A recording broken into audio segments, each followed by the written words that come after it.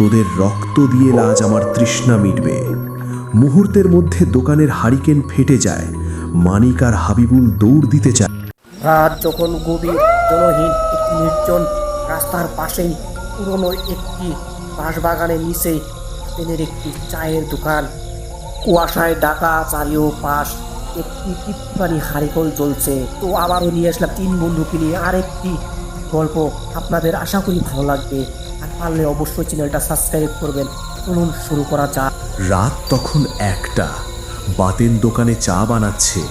মানিক আর হাবিবুল বেঞ্চে বসে গল্প করছিল। হঠাৎ চারপাশ নিঝুম হয়ে যায়। ঝিঝি পোকার ডাকও থেমে যায়। হাবিবুল লক্ষ্য করে পাশের বাঁশঝাড় থেকে কেউ একজন তাদের দিকে তাকিয়ে আছে, কিন্তু আলো ফেললে কাউকে দেখা যায় না। বাতেন কাপে চা ঢালতে যাবে, এমন সময় মানিক চিৎকার করে ওঠে। দেখা যায় চায়ের কেটলি থেকে আগুনের বদলে নীল রঙের ধোঁয়া বেরোচ্ছে। কাপে চা ঢালতেই দেখা গেল সেগুলো রক্তবর্ণ হয়ে গেছে এবং তার ভেতরে মানুষের ছোট দাঁত ভাসছে। তোদের রক্ত দিয়ে আজ আমার তৃষ্ণা মিটবে। মুহূর্তের মধ্যে দোকানের হারিকেন ফেটে যায়। মানিক আর হাবিবুল দৌড় দিতে চায়, কিন্তু দেখে তাদের পা মাটির সাথে শিকল দিয়ে বাঁধা।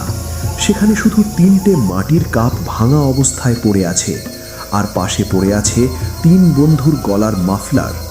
জনশ্রুতি আছে, যারা ওই রাতে ওই পথে যায় তারা আজও সেই কেটলির শব্দ আর 3 বন্ধুর বাঁচার আকুতি শুনতে পায়।